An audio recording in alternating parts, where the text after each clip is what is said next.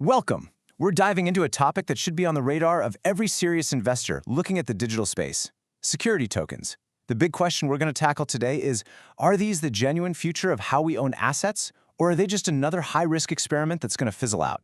Let's dig in.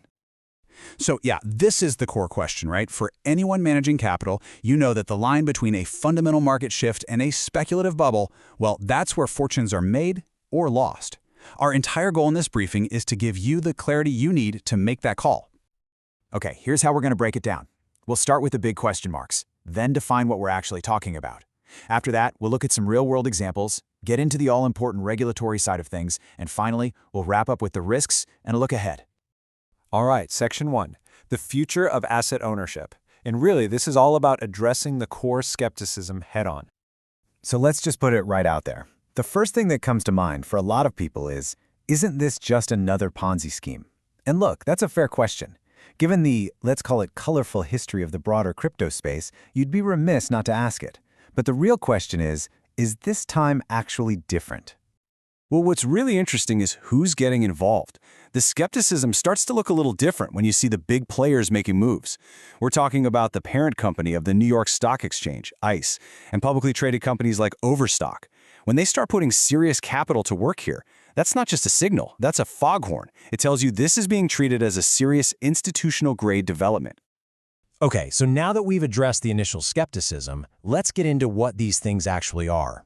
A new generation of real assets. This is about defining the core difference.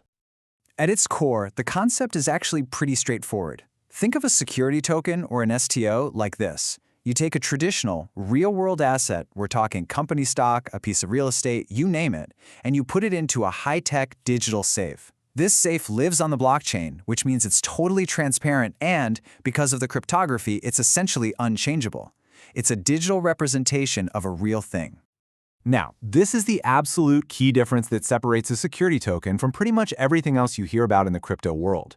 There are two huge points here. First, security tokens are backed by real-world assets. There's something real behind them. And second, and honestly, for any professional investor, this is the most important part, they operate within existing securities law. They are not in some legal gray area. And what does that mean for you? It means one thing: legal protection. Okay, that's the theory. Let's move on to how this all actually works in the real world, the practical process and some case studies. So, how do you actually invest? You might be picturing some complicated, crypto-native process, but the reality is it's surprisingly boring. And for investors, boring is good.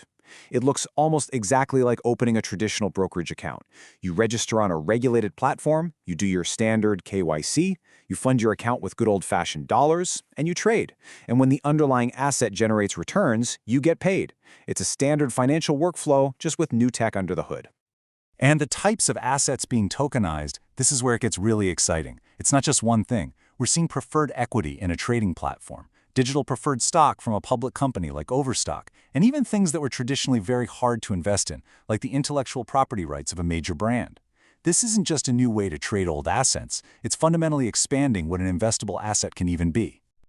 And just to be clear, we are way past the science project phase here. Look at this number: $130 million. That's the capital raised by a single token.